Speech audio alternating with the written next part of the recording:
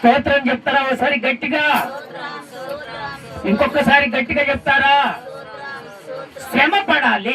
శ్రమ పడాలంటే కష్టాన్ని భరించాలి. శ్రమ పడాలంటే కష్టాన్ని భరించాలి.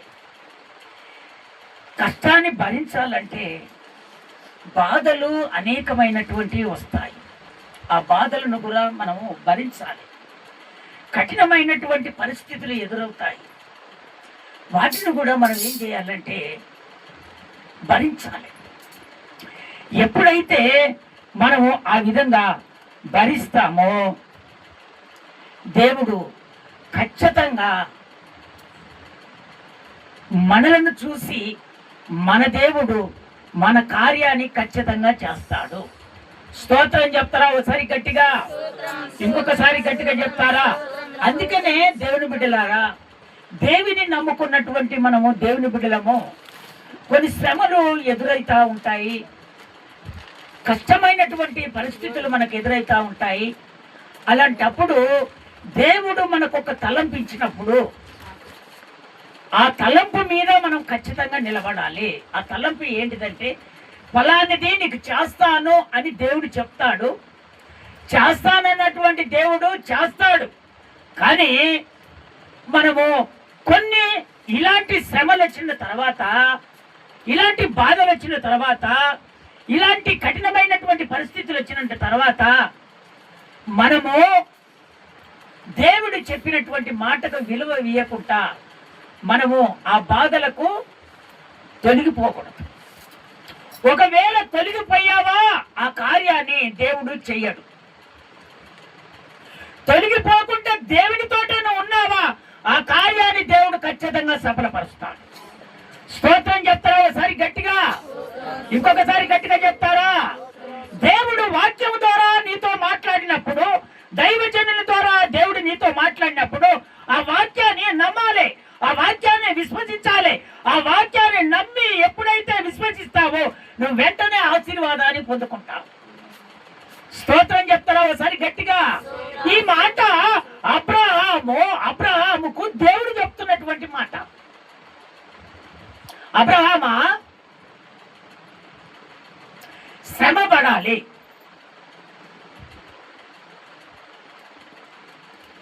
ఈ శ్రమ పడిన తర్వాత మేలు కలుగుతుంది అని అన్నప్పుడు అబ్రహాం ఏం చేశాడంటే ఆ మాటను నమ్మాడు. స్తోత్రం చెప్తారా ఒకసారి గట్టిగా? ఇంకొకసారి గట్టిగా చెప్తారా? ఎప్పుడైతే ఆ మాటను నమ్మాడు అదే ప్రకారంగా దేవుడు ఆ నమ్మకాన్ని బట్టి అబ్రహాముకు మేలు చేశాడు. స్తోత్రం చెప్తారా ఒకసారి గట్టిగా? ఇంకొకసారి గట్టిగా చెప్తారా? అందుకనే దేవుని బిడ్డలారా, మనము శ్రమ పడాలి. శ్రమ పడకపోతే మనకు మేలు దొరకదు. శ్రమ పడాలి. దేవుడు చెప్పినప్పుడు ఎట్టి పరిస్థితుల్లోనైనా దేవుడు నాకు ఖచ్చితంగా చేస్తాడు అని నువ్వు నిలబడాలి, ఖచ్చితంగా నిలబడాలి. అబ్రహాము నిలబడ్డాడు, దేవుని దగ్గర ఆశీర్వాదాన్ని పొందుకున్నాడు. స్తోత్రం చెప్తారా ఒకసారి గట్టిగా? ఇంకొకసారి గట్టిగా చెప్తారా? ఆశీర్వాదము పొందుకున్నాక దేవుడు చెప్తున్నాడు మళ్ళీ ఇంకా ధైర్యపరచడానికి. ఏమని చెప్తున్నాడంటే ఆదికాండం 15వ అధ్యాయం 14వ వచనంలో దేవుడు చక్కగా ఆ మాట్లాడుతున్నటువంటి మాట చక్కగా జాగ్రత్తగా మనం విందాం. 15వ అధ్యాయము 14వ వచనంలో దేవుడు చక్కగా మాట్లాడుతున్నాడు. మనం జాగ్రత్తగా విందాం, ఆ మాటలు విందాం. వారు 400 ఏళ్ళు వీరిని శ్రమ పెట్టుదురు. వీరు ఎవరికి దాసులవుదురో ఆ జనమునకు నేనే తీర్పు తీర్చుదును. తరువాత వారు మిక్కిలి ఆస్తితో బయలుదేరి వస్తారు అబ్రహాం అని చెప్తున్నాడు.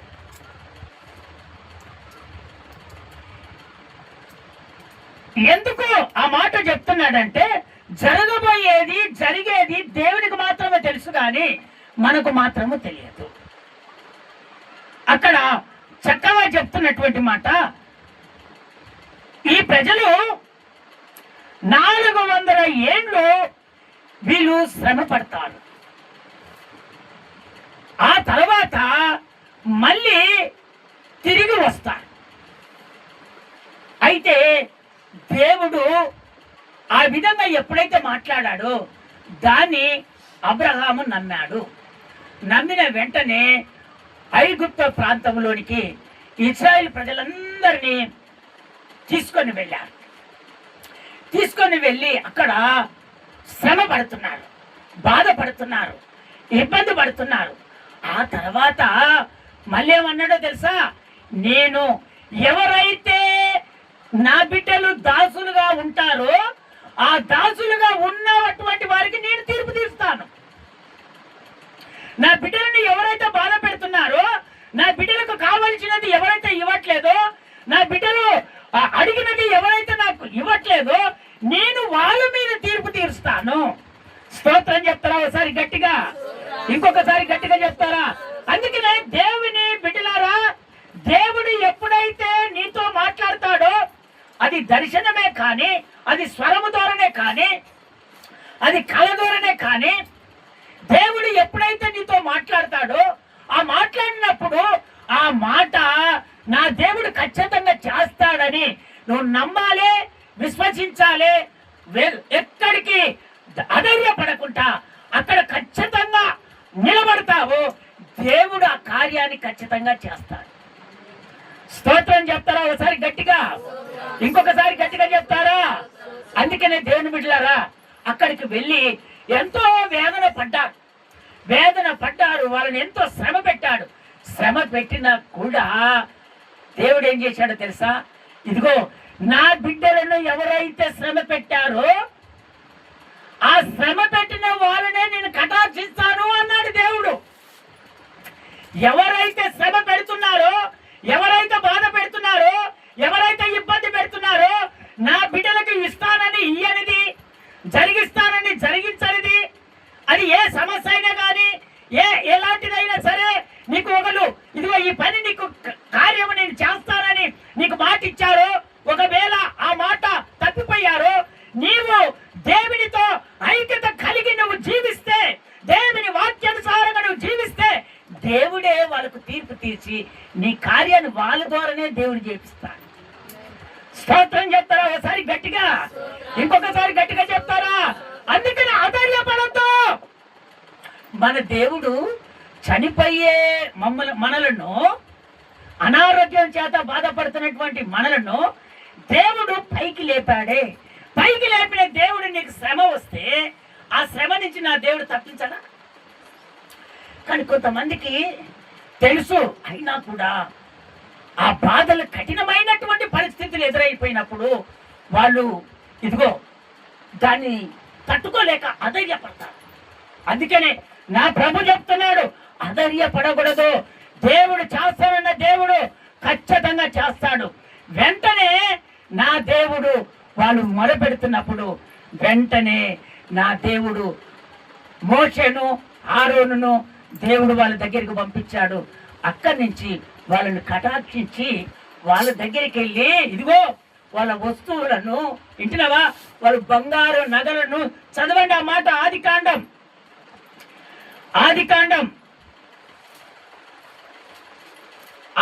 కాదు, సారీ నాన్న, ఆదికాండం కాదు, నిర్గమకాండము 12వ అధ్యాయం 35-36 నిర్గమకాండము 12వ అధ్యాయం. ఇశ్రాయేలులు మోషే మాట ఇశ్రాయేలు ప్రజల మోషే మాట చొప్పున చేసి ఐగుప్త యొద్దలో వెండి నగలను, బంగారు నగలను, వస్త్రములను అడిగి తీసుకొని యెహోవా ప్రజల ఎడల ఐగుప్తీయులకు కటాక్షము కలగజేసెను గనుక వారు వారికి కావలసిన వాటిని ఇచ్చిరి. అట్లు ఐగుప్తులను దోచుకున్నారు. స్తోత్రం చెప్తారా ఒకసారి గట్టిగా? కొంచెం ముందుకు రండి నాన్న, మీరు ముందుకు రండి. రండి కూర్చుంటారు వెనకాల.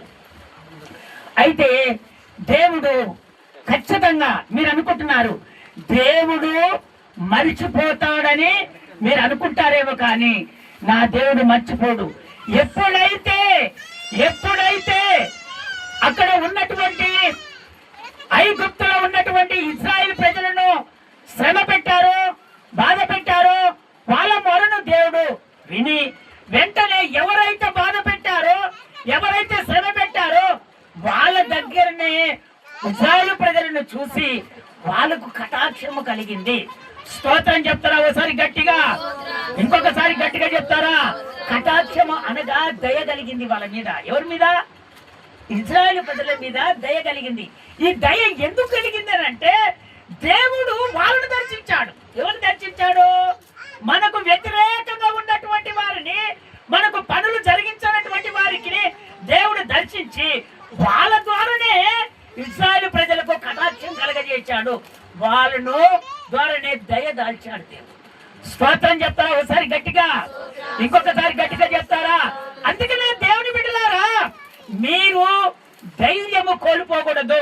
దేవుడు ఏదైతే చెప్పాడో అది ఖచ్చితంగా నాకు చేస్తాడని నువ్వు విశ్వసిస్తే ఖచ్చితంగా నా దేవుడు నీకు మేలు కలగజేస్తాడు. ఖచ్చితంగా అక్కడ ఉన్నటువంటి వాళ్ళు బంగారాన్ని, నగలను, వెండిని ఇదిగో ఇశ్రాయేలు ప్రజలకు ఇచ్చారు.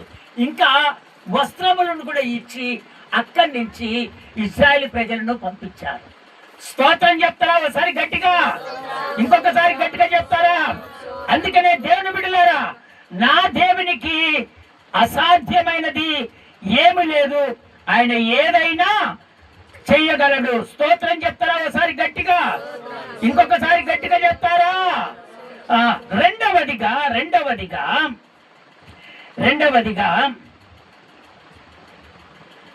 శ్రమను అనుభవించాలి. అప్పుడు దేవుని వాగ్దానాన్ని దేవుడు నెరవేర్స్తాడు. రెండవదిగా దేవుడు చెప్తున్నటువంటి మాట, శ్రమను మనం అనుభవించాలి. దేవుడు ఏదైతే చేస్తానని వాగ్దానం చేశాడో దేవుడు ఖచ్చితంగా అది జరిగిస్తాడు, చేస్తానంటున్నాడు దేవుడు. శ్రమ పడాలి. శ్రమ పడకపోతే వాగ్దానాన్ని నెరవేర్చుకోలేము. వాగ్దాన్ని స్వతంత్రించుకోవాలంటే కొన్ని శ్రమలు వస్తాయి, బాధలు వస్తాయి, సమస్యలు వస్తాయి, ఆటంకాలు వస్తాయి, అనేకమైన బాధలు పెడతారు. అయినా కూడా నువ్వు ధైర్యం కోల్పోకుండా దేవునికి ప్రార్థన చేసి ఆ ప్రార్థన పూర్వకంగా నువ్వు నిలబడతావు. అప్పుడు వాగ్దానం చేసింది దేవుడు ఖచ్చితంగా నువ్వు నెరవేర్చుకుంటావు, స్వాతంత్రించుకుంటావు. స్తోత్రం చెప్తారా ఒకసారి గట్టిగా, ఇంకొకసారి గట్టిగా చెప్తారా? చదువుతారా? ఈ వాక్య భాగంలోనికి వెళ్తాము. ఆదికాండం 16వ అధ్యాయము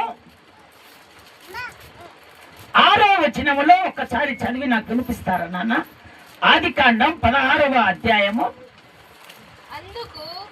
అందుకు అబ్రహాము ఇదిగో నీ దాసి నీ చేతిలో ఉంది. జాగ్రత్తగా విన్న, నీ చేతిలో ఉన్నది.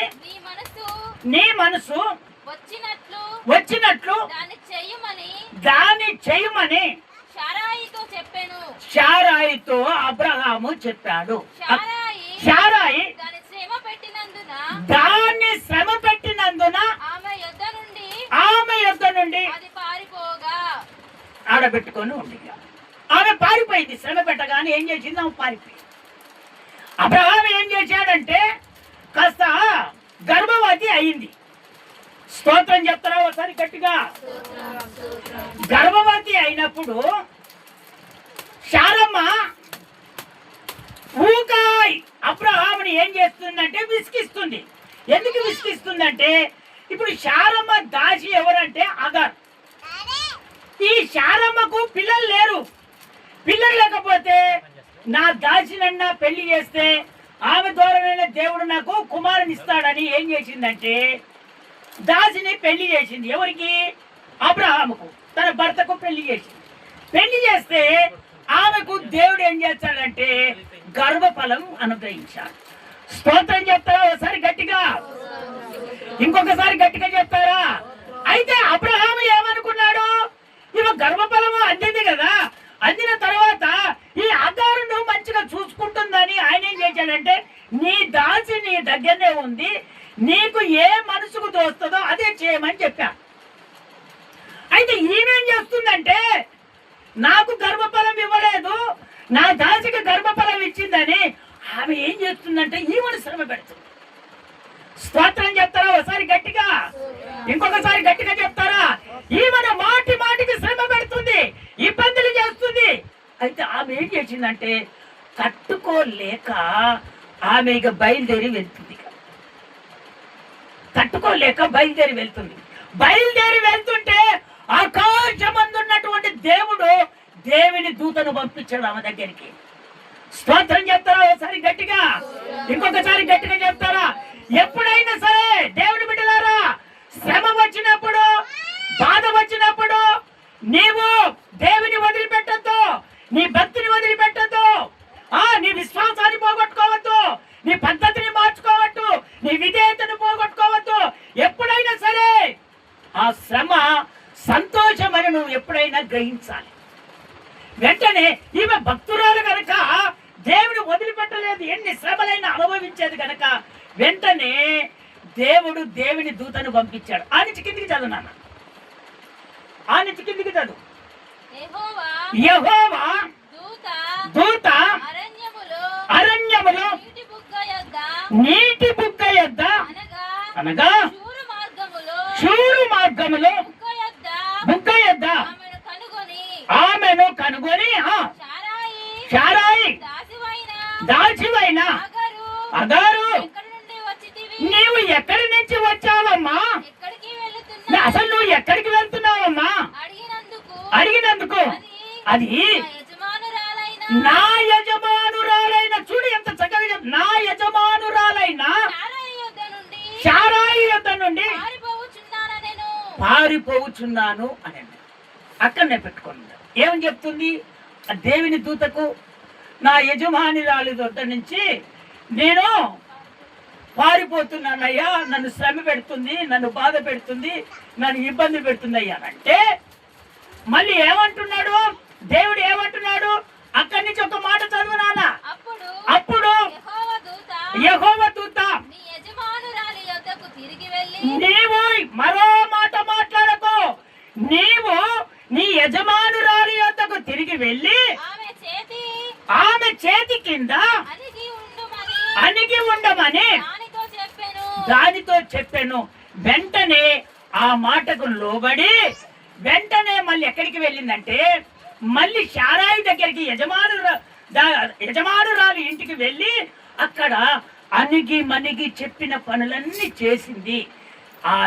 ఆ శ్రమను అనుభవించింది కాబట్టి పరలోకమందున్నటువంటి దేవుడు చూసి ఆమెకు చక్కని మగ కుమారుని దేవుడు దయచేశాడు. స్తోత్రం చెప్తారా ఒకసారి గట్టిగా, ఇంకొకసారి గట్టిగా చెప్తారా? అందుకనే దేవుని బిడ్డలారా, దేవుడు నీతో మాట్లాడుతున్నప్పుడు, దేవుని వాక్యముని వద్దకు వచ్చినప్పుడు ఆ వాక్యాన్ని విని విశ్వసించి నమ్మిన ఎడల వాగ్దానాన్ని నువ్వు స్వాతంత్రించుకుంటావు. దేవుడు చెప్పాడు నీకు కుమారుని ఇస్తానని చెప్పాడు. ఆమె వెంటనే లోబడింది చెప్పిన మాటకు. వెంటనే యజమానురాలి దగ్గరికి వచ్చింది. అణిగి మణిగి ఆమె చెప్పినవి అన్ని చేసింది. దేవునికి లోబడింది. ఆమెకు లోబడలే, దేవునికి లోబడి వెంటనే కొంతమంది దైవజనుడు చెప్తే దేవుడే నాకు చెప్పాడని లోబడి వస్తారు కొంతమంది లోబడి రారు. లోబడి వచ్చినటువంటి వారికి మేలు కలుగుతుంది ఖచ్చితంగా. కొంతమంది గర్వము కలిగినటువంటి వారు ఆ మాటలు ఈ మాటలు విని మన జీవితాన్ని ఖరాబు చేసుకుంటారు. అందుకనే ఎప్పుడైనా సరే దేవుని బిడ్డలారా, అలాంటి మాటలు మనం వినకూడదు. ఎప్పుడైతే దైవ జనుని ద్వారా ఎప్పుడైతే ఒక మాట మనకు వచ్చిందో ఆ మాటకు మనం లోబడాలి. వెంటనే దేవుడే, దైవజనుడు ఎవరో మాకు తెలియదు, దేవుడే నాతో మాట్లాడాడని వెంటనే నువ్వు లోబడి ఆ కార్యాన్ని నువ్వు చేస్తే, దైవజనుడు చెప్పినటువంటి కార్యాన్ని చేస్తే దేవుని దగ్గర నువ్వు వాగ్దానాన్ని స్వాతంత్రించుకుంటావు. స్తోత్రం చెప్తారా ఒకసారి గట్టిగా, ఇంకొకసారి గట్టిగా చెప్తారా? వెంటనే మరో మాట మాట్లాడలే. దేవుని దూత ఏ విధంగా అయితే చెప్పిందో వెంటనే వెళ్ళింది. అక్కడ అణిగి మరిగి ఉంది. చక్కని కుమారుడు దేవుడు అనుగ్రహించాడు. దేవుడు ఆమె కుటుంబాన్ని అంచెలంచెలుగా ఆశీర్వదించాడు. స్తోత్రం చెప్తారా ఒకసారి గట్టిగా, ఇంకొకసారి గట్టిగా చెప్తారా? అందుకనే దేవుని బిడ్డలైనా ఎప్పుడైనా సరే మనము ఖచ్చితంగా దేవుని మార్గంలో ఉన్నటువంటి మనము వాగ్దానాన్ని స్వతంత్రించుకోవాలంటే మనం శ్రమను అనుభవించాలి. ఒకవేళ కఠినమైనటువంటి శ్రమలు వచ్చాయని నువ్వెప్పుడు బాధపడకు. ఆ కఠినమైనటువంటి శ్రమలు వచ్చినప్పుడు ఒక్కొక్కటి సులువుగా నువ్వు చేసుకుంటే వెళ్ళు. అది చూసేది ఎవరంటే నా దేవుడు చూస్తాడు. ఆ శ్రమను బట్టి నిన్ను ఆశీర్వదించడం దేవుడు మొదలు పెడతాడు. స్తోత్రం చెప్తారా ఒకసారి గట్టిగా, ఇంకొకసారి గట్టిగా చెప్తారా? అందుకనే దేవుని బిడ్డలారా ఎప్పుడు కూడా మనం పొరపాటు పడొద్దు. దేవుడు చెప్పిన కార్యాన్ని మనం ఖచ్చితంగా నెరవేర్చుకుంటాం. మూడవదిగా దేవుడు తనపై విశ్వాసం ఉంచితే వినయముగా నడిచే వారిని ఆయన ఖచ్చితంగా ఆదరిస్తాడట. వినయం అనగా ఏంటిది అమ్మా? వినయం అనగా ఏంటిది? తగ్గింపు. వినయం అనగా ఏంటిది? తగ్గింపు. కొంతమంది గర్వము కలిగి ఉంటారు. అయితే ఆ గర్వాన్ని తీసివేసుకొని అక్కడ మాట్లాడుతున్నటువంటి మాట, దేవుడు తనపై, ఎవరిపై? దేవునిపై విశ్వాసం ఉంచి వినయముగా నడిచే వారిని ఆయన ఖచ్చితంగా ఆదరిస్తానని దేవుడు చెప్తున్నాడు. ఒకవేళ వినయముగా నడుచుకోక గర్వముగా నువ్వు ఫీల్ అయి నడుచుకుంటే ఆ కార్యాన్ని దేవుడు చేయడు. ఆ వినయము కలిగి విశ్వాసం ఉంచి దేవుడు చెప్పినట్టుగా నువ్వు నడుచుకుంటే ఆ దేవుడు ఖచ్చితంగా నిన్ను ఆదరిస్తాడు. ఏది కోల్పోయావో, ఆధైర్యంగా ఉన్నావో, నిన్ను చెయ్యి విడిచిపెట్టిపోయారో కానీ నా దేవుడు మాత్రం నిన్ను ఆదరిస్తానని దేవుడు చెప్తున్నాడు. స్తోత్రం చెప్తారా ఒకసారి గట్టిగా? దేవుని మీద విశ్వాసం ఉంచి ఒక్కదాని వెళ్ళిపో. ఏ పని చేసడానికి వెళ్ళిపో. ఏ పనైనా ప్రారంభించు. ఏది చేయాలనో ముందుకు వెళ్తావో దేవుడి మీద విశ్వాసం ఉంచు, వినయముతో విశ్వాసం ఉంచు. దేవుడు ఆ కార్యాన్ని ఖచ్చితంగా చేస్తాడు. దేవుని మీద విశ్వాసం పెట్టకుండా గర్వముతో ఫీల్ అయి ఆ పని ప్రారంభించినప్పుడు ఆ పని జరగకపోతే దేవుని మీద కోప్పడతాను. కానీ వినయముగా నువ్వు నడుచుకుంటే ఖచ్చితంగా నా దేవుడు ఆ కార్యాన్ని ఖచ్చితంగా జరిగిస్తాడు. స్తోత్రం చెప్తారా ఒకసారి గట్టిగా? చదువుతారా? 2వ సామెయేలు పుస్తకము 22వ అధ్యాయము 28వ వచనం. 22వ అధ్యాయము 22వ అధ్యాయము 28వ వచనం నాన్న. 2వ సామెయేలు పుస్తకం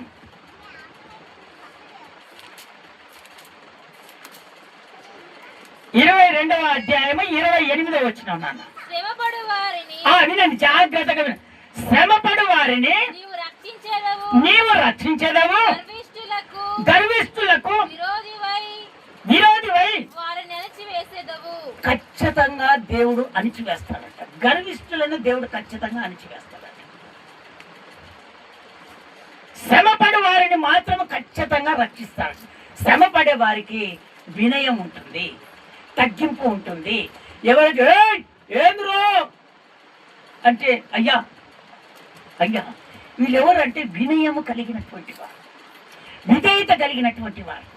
ఇప్పుడు మనము విధేయత చూపిస్తుంటే పరలోకం వద్ద ఉన్నటువంటి దేవుడు చూసి వాళ్ళని కటాక్షించి వాళ్ళ మనసును దేవుడు దోచివేసి ఆ మనసును జాలి చూపే పద్ధతిని దేవుడు మనకు అనుగ్రహిస్తాడు.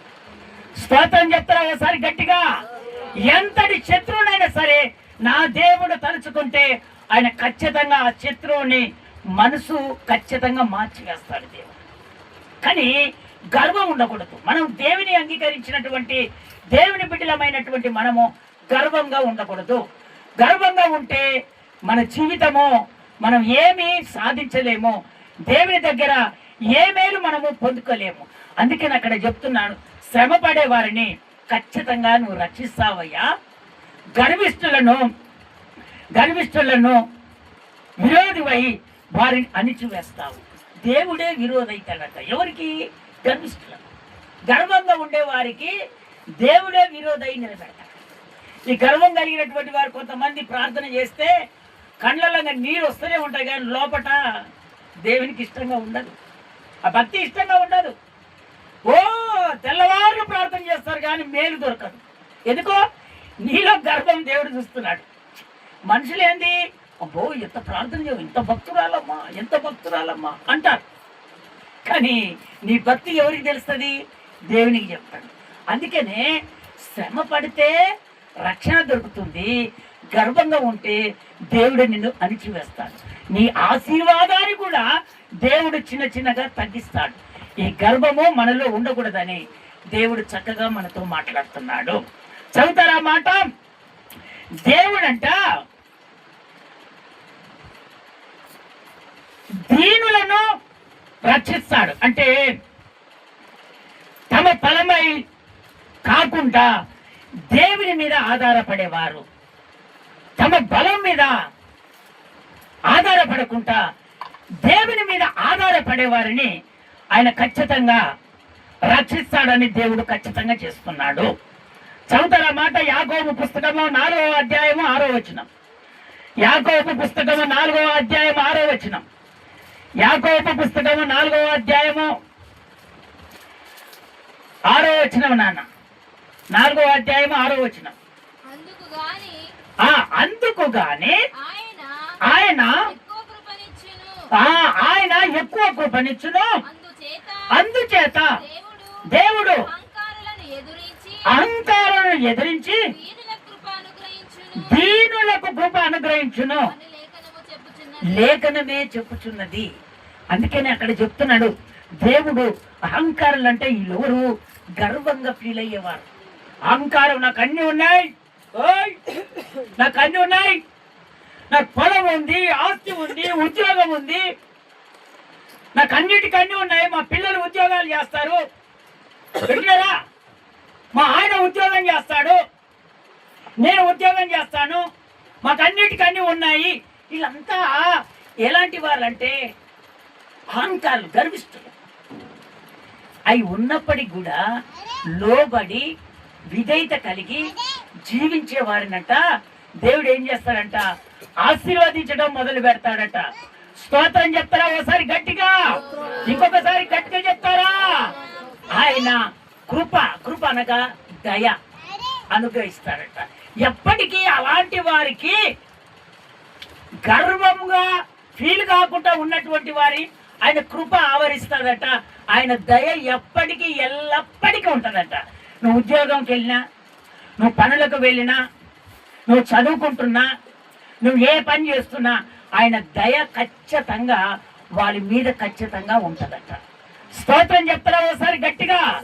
ఇంకొకసారి గట్టిగా చెప్తారా? అందుకనే దేవుని బిడ్డలారా, మనం గర్వంగా ఉండకూడదు, మనం దీన మనసులమై ఉండాలి, వినయము కలిగిన వారిగా ఉండాలి. తర్వాత నా దేవుడు నీ కార్యం చేయటం మొదలు పెడతాడు. స్తోత్రం చెప్తారా ఒకసారి గట్టిగా? ఇంకొకసారి గట్టిగా చెప్తారా? అందుకనే గర్విష్ఠులు దేవుడు తగ్గిస్తాడు. ఎందుకంటే తమ శక్తి సంపాదన చేత మేము గొప్ప వాళ్ళం అనుకుంటారంట వాళ్ళు. అది దేవుడే ఆశీర్వదిస్తాడు. వినండి, స్తోత్రం చెప్తారా ఒకసారి గట్టిగా? దేవుడే ఆశీర్వదిస్తాడు. దేవుడు ఆశీర్వదిస్తే వాళ్ళ ఫీలింగ్ ఎట్టు వస్తుందంట? నా శక్తి చేతనే నేను సంపాదించుకున్నాను అనే ఫీలింగ్ వచ్చేస్తుందట. ఇప్పుడు కొంతమంది దేవుని నమ్ముకున్నటువంటి బిడ్డలు కూడా కొంతమంది ఏం చేస్తారంటే ఆశీర్వాదం రాగానే గర్వంగా కొంతమంది ఫీల్ అయిపోతారు. మనలో లేరు కొంతమంది అట్లా ఫీల్ అయిపోతారు. ఆ ఫీల్ ఎప్పుడు ఉండకూడదట. దేవుడు చెప్తా, అది ఎవరిచ్చారు నీకు? దేవుడు ఇచ్చాడు కనుక దాన్ని పట్టుకొని నీవు విధేయత కలిగి నువ్వు జీవించాలి, దీన మనసు కలిగి నువ్వు జీవించాలి, ఆత్మీయత కలిగి నువ్వు జీవించాలి. అప్పుడు దేవుడు నిన్ను అభివృద్ధి పరుస్తాడు. అందుకనే అలాంటి ఫీలింగ్ ఉండకూడదని దేవుడు చెప్తున్నాడు. ఏది ఇచ్చినా దేవుడు నాకు ఇచ్చాడని విధేయత కలిగి నువ్వు జీవించాలని నా దేవుడు కోరుకుంటున్నాడు. స్తోత్రం చెప్తారా ఒకసారి గట్టిగా?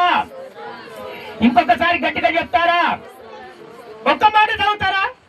1వ పేతురుకు రాసిన పత్రిక 5వ అధ్యాయము 5వ వచనం. ఒకటో పేతురుకు రాసిన పత్రిక 5వ అధ్యాయము 5వ వచనం. వినయానంట దేవుడు గణపరుస్తాడంట, గర్వానంట దేవుడు తగ్గిస్తాడట. గర్వంగా ఉన్నటువంటి వారిని దేవుడు తగ్గిస్తాడట. పిల్లలారా మీరు పెద్దలకు లోబడి ఉండుడి. మీరిద్దరు ఎదుటి వాని ఎడల మీరందరూ ఎదుటి వాని ఎడల దీన మనస్సుగానే వస్త్రాన్ని ధరించుకొని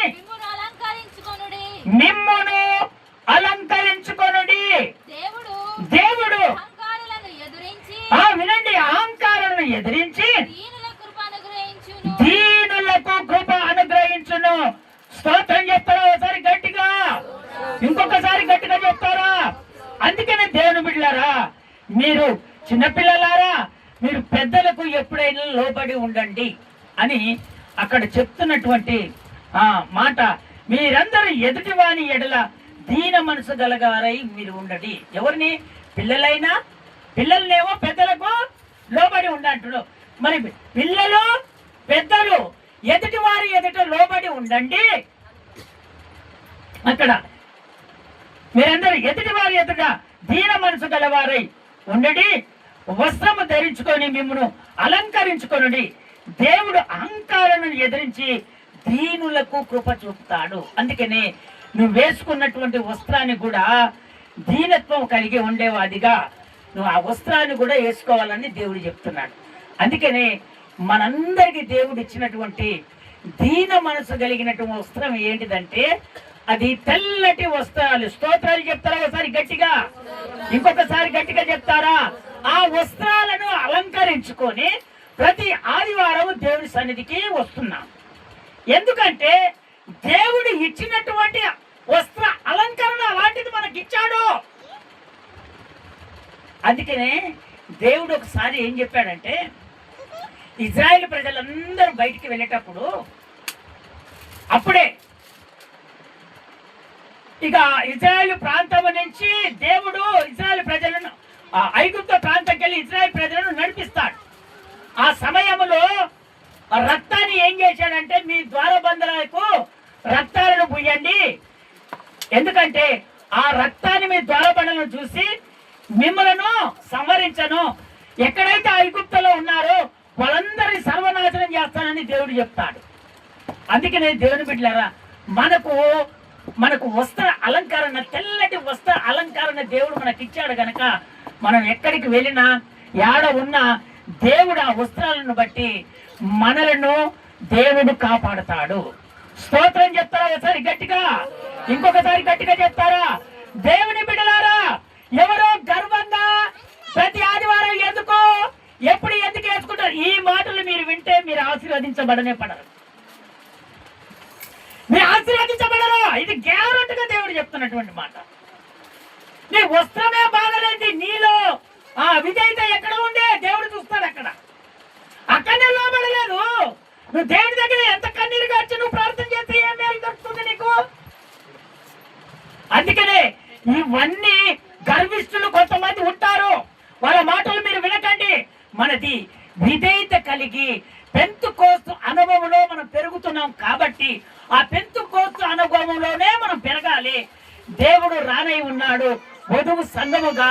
ఆయన రాగానే మనం పెళ్లి కుమార్తెగా ఆయనను ఎదుర్కొనే వారిగా మనం ఉండాలి. స్తోత్రం చెప్తారా ఒకసారి గట్టిగా, ఇంకొకసారి గట్టిగా చెప్తారా? అలాంటి మనకు అనేకమైనటువంటి శ్రమలు వస్తాయి, అనేకమైనటువంటి బాధలు వస్తాయి, అనేకమైన కష్టమైనటువంటి పరిస్థితులు ఎదురవుతాయి. అయినా కూడా మనం లోబడకుండా ధైర్యముగా దేవుడు మనకు కార్యం చేస్తాడని నిలబడితే దేవుడు రానై ఉన్నాడు. ఆయనతో మనలందరినీ ఆయన దగ్గరికి తీసుకొని వెళ్తాడు. స్తోత్రం చెప్తారా ఒకసారి గట్టిగా, ఇంకొకసారి గట్టిగా చెప్తారా? దేనికి నువ్వు లోబడద్దు, దేవునికి మాత్రమే లోబడు. అప్పుడు నీ కార్యాన్ని దేవుడు ఖచ్చితంగా చేస్తాడు. శ్రమ పడాలి, ఆ కష్టపడాలి, ఆ కష్టాన్ని బట్టి దేవుడు మనకు ప్రతిఫలం ఇస్తాడు. స్తోత్రం చెప్తారా ఒకసారి గట్టిగా, ఇంకొకసారి గట్టిగా చెప్తారా? అబ్రహాముకు చెప్పినట్టుగానే ఇశ్రాయేలు ప్రజలను ఐగుప్తులో అణిచివేశారు. వెంటనే అక్కడి నుంచి దేవుడు వాళ్ళని తీసుకొని వస్తానని వాగ్దానం చేశాడు, తీసుకొని వచ్చాడు. ఇక్కడ అగరుకు దేవుడు చెప్పాడు, వెంటనే దేవుని మాటకు లోబడింది. మళ్ళీ యథావిధిగా యజమానురాలి దగ్గరకు వచ్చి అణిగిమణిగి ఉన్నది. ఆమె చక్కని కుమారుని దేవుడు అనుగ్రహించాడు. ఇక్కడికి వచ్చేస్తే విశ్వాసము కలిగి జీవించినటువంటి వారికి ఖచ్చితంగా నేను ఆదరణ కలగజేస్తానన్నాడు. ఇక్కడ గర్విష్ఠులనేమో దేవుడు తోసివేశాడు. విశ్వాసము కలిగి విధేయత కలిగి ఉన్నటువంటి వారినేమో దేవుడు ఆశీర్వదించాడు.